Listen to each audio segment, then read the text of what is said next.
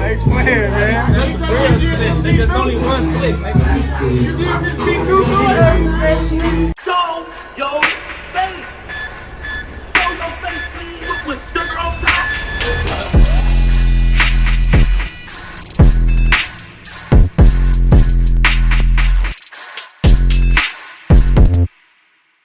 Hey, what's up, y'all? Y'all know my slogan. I don't know it all, but I know what I've been through. Now, before we get into this video, please make sure you head on down to Instagram and follow us on our official Instagram page at Hookah Anonymous _.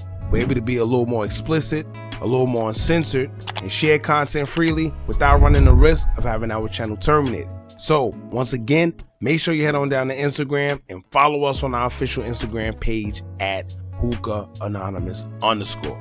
We're almost at 100,000 subscribers. So if you like this video, make sure you subscribe and hit that bell so you're notified every time we drop new content. Now let's get into what you guys came here to see. Now, it's unfortunate that we have to report on it, but it's come to our attention that Chicago's own Low Gang and Chief Keef affiliate T Slick has passed away.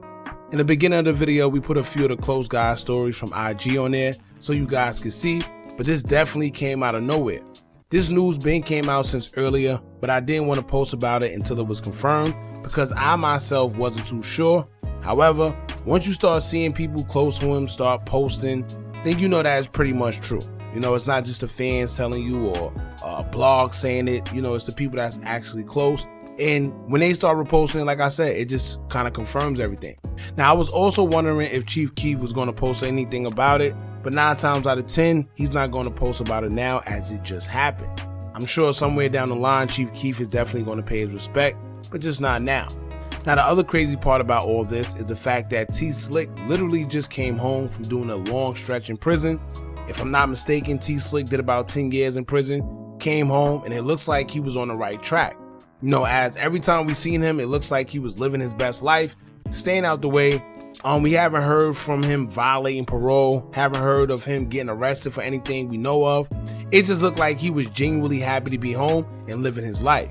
So to get news like this, it's kind of strange because nobody even knows where this came from, right? Everybody's surprised. And another strange thing is that for those that don't know, T Slick was home and I think he was on parole, I'm not sure. But everybody expected him to be around Chief Keef, but I think the reason we didn't really get to see him around Keef yet is because he was still on parole and he can't leave Chicago, right? As y'all know, T Slick and Chief Keef, they was very close with each other, and it was even rumored that T Slick took a charge for Chief Keef, and that's why he actually ended up doing the time that he was doing, right? However, Chief Keef was scheduled to come to Chicago actually for the first time in forever for a concert that he's doing. So he would have been able to see T Slick and finally reunite with him, and unfortunately, that's not the case no more because of the circumstance at hand. Now, once again, not a lot of people know what transpired. I put his last story up there in the beginning of the video so y'all can see, but it don't look like it was any tension or any whatever it is that we could sit there and conclude the reason why he lost his life last night. Now, when it comes to the situation with T Slick, right now is little known information concerning his death. We don't know the motive, we don't know what happened, we don't know why it happened, but from what we see on social media, they're telling us that he was shot and killed while he was at a party. Now, when I first discovered what happened, it automatically reminded me of Dirk's brother Money Making D thing, where he was also shot and killed at a party in Chicago. And the sad part about everything is, it's always strange how these things happen, right? It's always little to no information that we get. We don't really get motives. All you hear is such and such was shot and killed.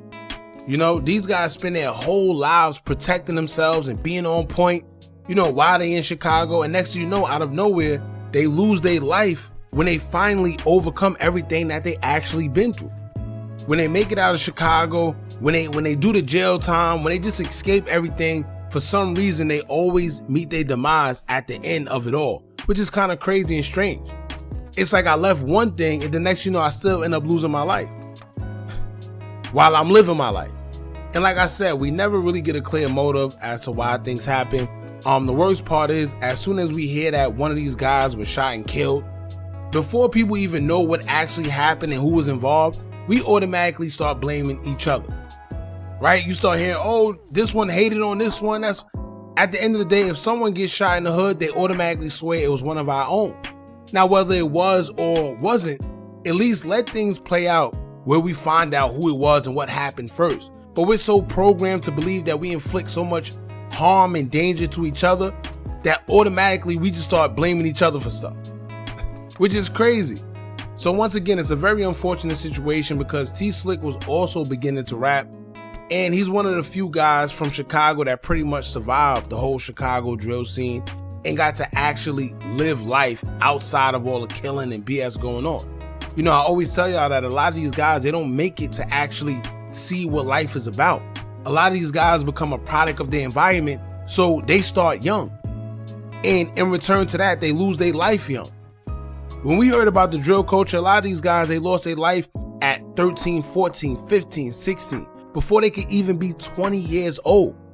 And we didn't know because, like I said, we were all young. But at the end of the day, not too many of these guys actually make it out of Chicago and be able to live life. So when they do, it's kind of good because you actually get to see a different side of them, right? You see FYB J-Man right now, he got his podcast and he got his platform going on. He's smiling more. He's not dissing no more, right? You see the OTF guys, they look like they living life. They chilling. That's what it's really about. Getting them out their circumstance, getting people out that environment to where they feel it's either kill or be killed. Because naturally, that's what you have to do in an environment like that. So like I said, it's a few that get to do that who was there from the beginning. Meanwhile, a lot of guys from the beginning are either not alive anymore or they're in jail. And as sad as it sounds, unfortunately, that is the lifestyle for many of these guys. Now, for the kids glorifying that lifestyle, this is what comes with it, right? Either a prison sentence, a long prison sentence, or death. And you know what's crazy? For years, people say that a lot of these guys who survived the drill era, they only survived because they've been incarcerated.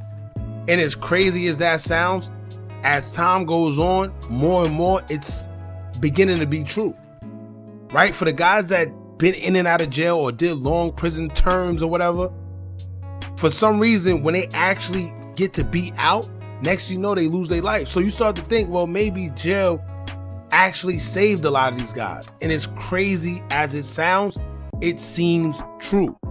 Where a lot of these guys, if they wasn't locked up, they would have lost their life a long time ago. I'm not saying this is the situation with T Slick. I'm just talking about in general.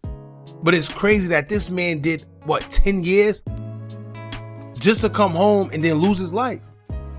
As a parent, it's crazy as it sounds, you start saying, well, he should have stayed in there. You know, it sounds crazy, man, but that's what we're up against these days, and it's very unfortunate. Like I said, T Slick, he seemed like one of the good ones where he wasn't doing too much. He came home, he was rapping, it looked like he was living life, he had money, you know, dressing, he was chilling. And then something like this happened. It's like they don't want to see you come up, man, at all, and it's very unfortunate, but at the end of the day, this is what we're up against. Alright, so rest in peace, T Slick. As more information come out about this, I'll update you guys. But like I said, right now it's pretty bland. All they saying is he was shot and killed during a party or at a party. I don't know if it was an altercation that happened, it was a fight that broke out or whatever. These days there's cameras everywhere, so I'm sure footage or something will come out. It is what it is, man. Rest in peace, T Slick. My condolences go out to him and his family. Y'all jump in the comments and put a rest in peace T Slick in there for us, man. Don't forget to like, comment, share, and subscribe. Hit that bell so you're notified every time we drop new content. And remember, as long as you keep on watching, I'ma keep on dropping. And I'm out.